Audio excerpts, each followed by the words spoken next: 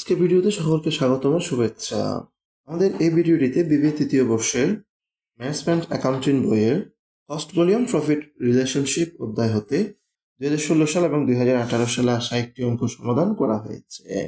প্রশ্নটি হচ্ছে scientific limited produces and sells calculator variable cost and selling price per calculator আর টাকা 600 and 800 respectively. The fixed cost per year is টাকা 36,000. You are required to calculate. Required 1 হচ্ছে break even sales in unit and টাকা. Required 2 হচ্ছে sales to earn a profit of টাকা 60,000 before tax. Required 3 হচ্ছে sales to earn a profit of টাকা 45,000 after tax. The tax rate is 40%. তাহলে তিনটি রিকোয়ার্ডের মধ্যে প্রথম রিকোয়ার্ড হচ্ছে ব্রেক ইভেন সেলস ইউনিট এবং টাকাতে বের করা। তাহলে রিকোয়ার্ড 1 এসে calculation of break even fine in units and টাকা এই কাজটি সম্পূর্ণ করা হবে। তাহলে এক্ষেত্রে ব্রেক ইভেন ফাইন ইউনিটের জন্য যে সূত্রটি ব্যবহার করা হলো সেটি হচ্ছে fixed cost divide by CM অর্থাৎ contribution margin per unit. Fixed কস্টকে কন্ট্রিবিউশন মার্জিন পার ইউনিট দিয়ে ভাগ করে দেওয়া হলে ব্রেক ইভেন ফাইন ইউনিটস বের হয়ে আসবে। এক্ষেত্রে ফিক্সড কস্টের টাকা প্রশ্ন লিখিত আছে সেটি হচ্ছে 34,000 টাকা। আর কন্ট্রিবিউশন মার্জিন বের করতে হলে সেলস প্রাইস পার ইউনিট 800 টাকা থেকে ভেরিয়েবল কস্ট পার ইউনিট 600 টাকা বাদ দিতে হবে। 800 টাকা থেকে 600 টাকা বাদ দেওয়া হলে আমাদের কন্ট্রিবিউশন মার্জিন পার ইউনিট 200 টাকা আসবে।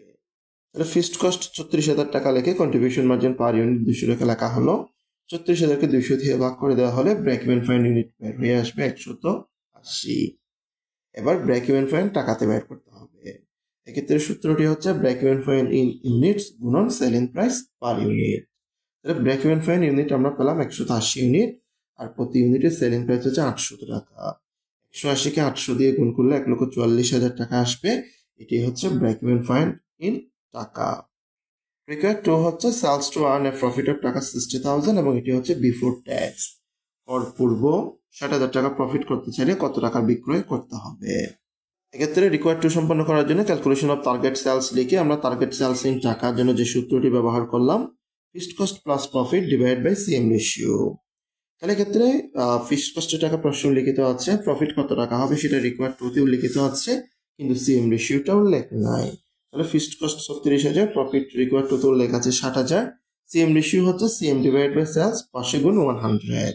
তাহলে সিএম কন্ট্রিবিউশন মার্জিন এটা হচ্ছে একক প্রতি বিক্রয় থেকে ভেরিয়েবল কস্ট মাইনাস করলে বের হবে 800 বিয়োগ 600 ডিভাইড বাই সেলসের টাকা হচ্ছে 800।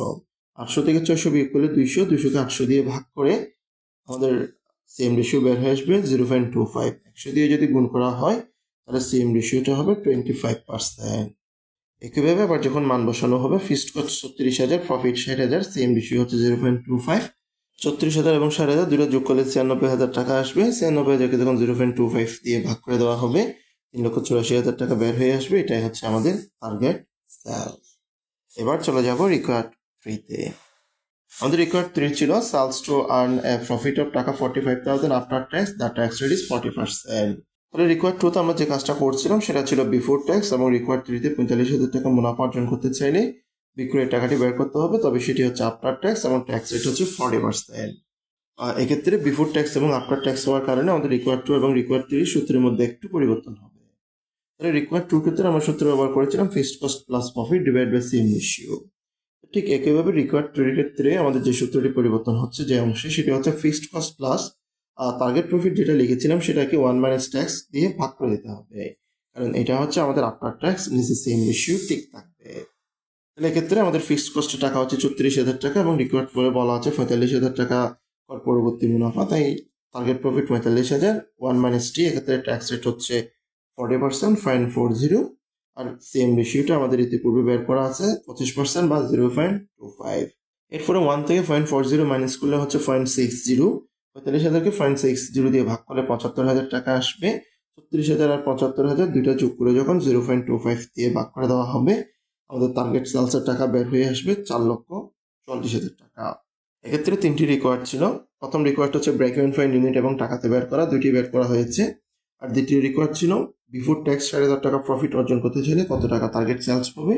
আর রিকোয়ার্ড 3 হচ্ছে আফটার ট্যাক্স 45,000 টাকা প্রফিট অর্জন করতে চাইলে টার্গেট সেলস কত টাকা হবে সেটা নির্ণয় করা। 3টি কাজই সঠিকভাবে সম্পন্ন করা হয়েছে।